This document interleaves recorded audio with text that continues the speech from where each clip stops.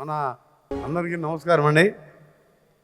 ఈరోజు government of Telangana cinematography ministry సైడ్కి వెళ్ళి మీ అందరికి కూడా డెఫినెట్గా మీరు చేసే ఈ చిన్న సినిమాలకు సంబంధించి మా గవర్నమెంట్ సపోర్ట్ పూర్తిగా ఉంటుందని చెప్పి మీ అందరికీ కూడా తెలియజేసుకుంటూ, ఇండస్ట్రీ అంటే పెద్ద సినిమా వాళ్ళు తీసినప్పుడు థియేటర్స్ అన్నీ కూడా వాళ్ళకే దొరుకుతాయి. చిన్న సినిమా వాళ్ళకి థియేటర్స్ దొరకవు.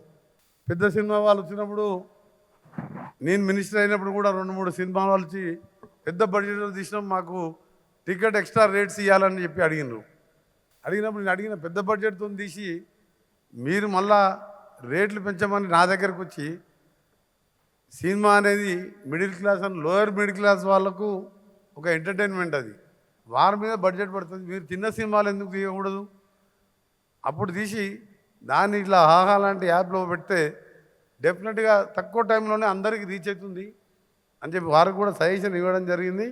మన అల్లు అరవింద్ గారు వారు చిన్న సినిమాతోనే సెన్సేషన్ చేశాను. గీతా గోవిందం లాంటి సినిమా తీశాను తక్కువ.